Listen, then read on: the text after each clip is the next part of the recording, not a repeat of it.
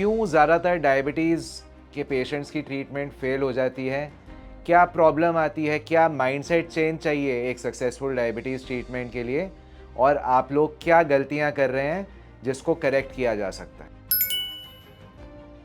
ज़्यादा दवाइयाँ, ज़्यादा इंजेक्शन, ज़्यादा हॉस्पिटल, तब भी डायबिटीज़ कंट्रोल में क्यों नहीं आ रही? क्यों सारे लोग तब भी बीमार हैं और डायबिटीज़ कंट्रोल नहीं कर पा रहे? कुछ तो हम लोग गलत कर रहे होंगे। आज इस वीडियो में यही समझने की कोशिश करेंगे कि क्यों ज़्यादातर डायबिटीज़ के पेशेंट्स की ट्रीटमेंट फेल हो जाती है, क्या प्रॉब्लम आती है, क्या माइंडसेट चेंज चाहिए एक सक्सेसफुल डायबिटीज़ ट्रीटमेंट के लिए, और आप लोग क्या गलतियां कर रहे हैं जिसको करेक्ट किया जा सकता है। I am doctor Gagandeep Singh and this is redial clinic, जहाँ पे हम डायबिटीज़, हाइपरटेंशन और ओबेसिटी को नेचुरली रिवर्स करने की कोशिश करते हैं। तो आज का हमारा टॉपिक ये है कि ज़्यादातर डायबिटीज़ पेशेंट्स की ट्रीटमेंट क्यों फेल हो जाती है। आइए इसको लॉजिकली ब्रेक डाउन करके समझने की कोशिश करते हैं। सबसे पहले आप समझिए कि एक नॉर्मल इंसान जिसे डायबिटीज़ है या डायबिटीज़ डिटेक्ट होती है, ट्रीटमेंट के लिए कहाँ जाता है? वो जाएगा किसी हॉस्पिटल या क्लिनिक, किसी डॉक्टर के पास, उसको कुछ प्रिस्क्रिप्शन दिया जाएगा और उसे घर भेज दिया जाएगा। तो क्या प्रॉब्लम है इस अप्रोच में? इस अप्रोच में सबसे बड़ी प्रॉब्लम क्या है कि we are always chasing blood sugar.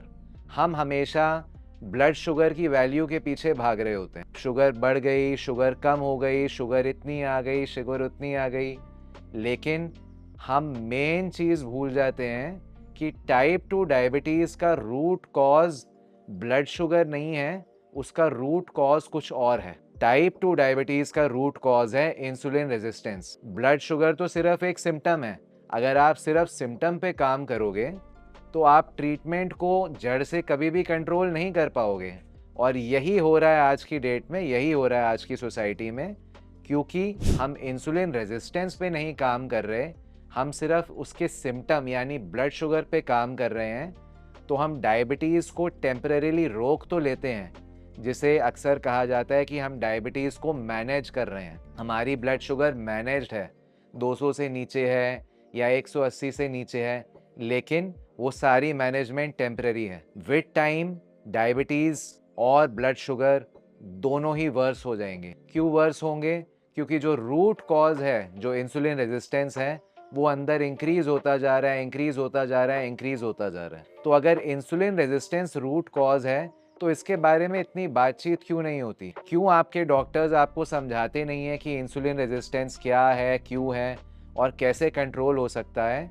यहाँ पे थोड़ा सा डिफेक्ट हमारे एजुकेशन सिस्टम का और अंडरस्टैंडिंग सिस्टम का भी है। एक कन्वेंशनल डॉक्टर जिस तरह से एजुकेट होता है, उसको मोस्टली मेडिकेशन फोकस ट्रीटमेंट सिखाया जाता है, और मेडिकेशन फोकस ट्रीटमेंट बहुत अच्छा काम करता है, लेकिन सारी बीमारियों के लिए नहीं।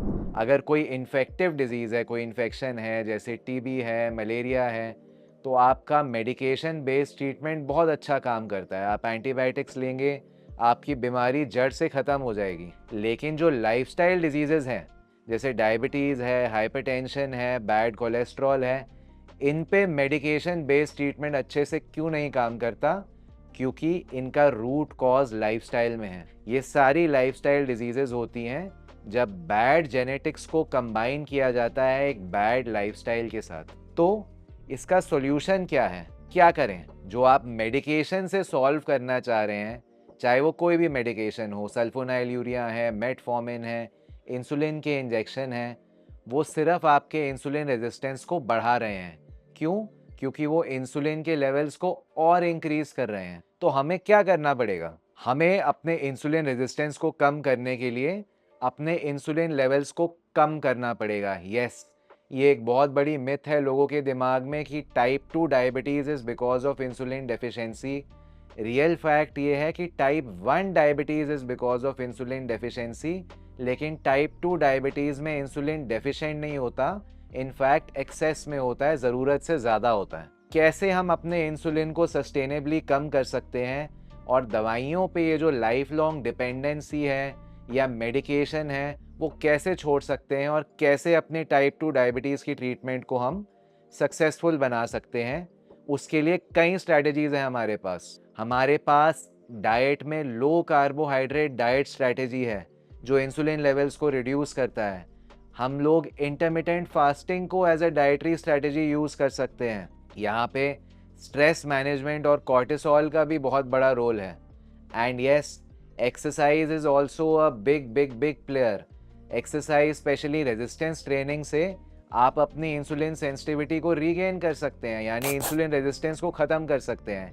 लेकिन ये चीज़ों के साथ डॉक्टर्स पे बात नहीं होती, और यही हम लोग चेंज करने की कोशिश कर रहे हैं। तो आप खुद भी रिसर्च करिए, अपने डॉक्टर से भी एक्सप्लोर करिए ये ऑप्शंस, कैसे आप एक लो कार्ब डाइट कर सकते हैं, कैसे आप इंटरमिटेंट फास्टिंग कर सकते हैं, कैसे आप रेजिस्टेंस ट्रेनिंग को इनकॉर्पोरेट कर सकते हैं अपने लाइफस्टाइल में, ताकि आप नेचुरली इंसुलिन रेजिस्टेंस को कम कर पाएँ, अपनी इंसुलिन सेंसिटिविटी को बढ़ा पाएँ, ताकि अपनी मेडिकेशन रिड्यूस कर पाएँ एंड इन फ्यूचर पॉसिबली अपनी मेडिकेशन एलिमिनेट करके आप डायबिटीज़ रिवर्सल अकॉम्प्लिश कर लें। ऐसा हमने बहुत सारे पेशेंट्स के साथ ओवर द ईयर्स किया है, और अगर आप अपने लिए ऐसा करने में हमारी मदद चाहते हैं तो हमारी सारी डिटेल्स डिस्क्रिप्शन में हैं, चैनल पेज पे भी हैं, आप हमें डायरेक्टली कांटेक्ट कर सकते हैं। तो उम्मीद है आपको समझ आया होगा कि इस वीडियो की समरी या टेक होम मैसेज क्या है। मोस्टली डायबिटीज़ की ट्रीटमेंट इसलिए फेल होती है क्योंकि वो मेडिकेशन डिपेंडेंट है। सेकेंडली, वो सिर्फ सिम्टम पे काम कर रही है यानी ब्लड शुगर, वो रूट कॉज पे नहीं काम कर रही यानी इंसुलिन रेजिस्टेंस पे नहीं काम कर रही।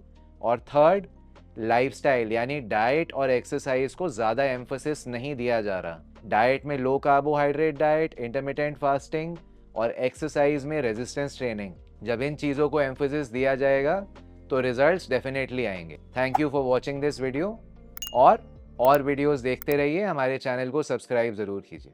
अगर आप डायबिटीज़, हाइपरटेंशन और ओबेसिटी के पेशेंट हैं, या आपके जानने वाले इन डिजीज़ से सफ़र करते हैं, और आप मेडिकेशन बेस्ड ट्रीटमेंट की जगह एक नेचुरल, लाइफस्टाइल बेस्ड और रिजल्ट्स ओरिएंटेड प्लान चाहते हैं, तो प्लीज़ हमें कॉन्टैक्ट करिए, हम आपकी मदद करेंगे। Thank you.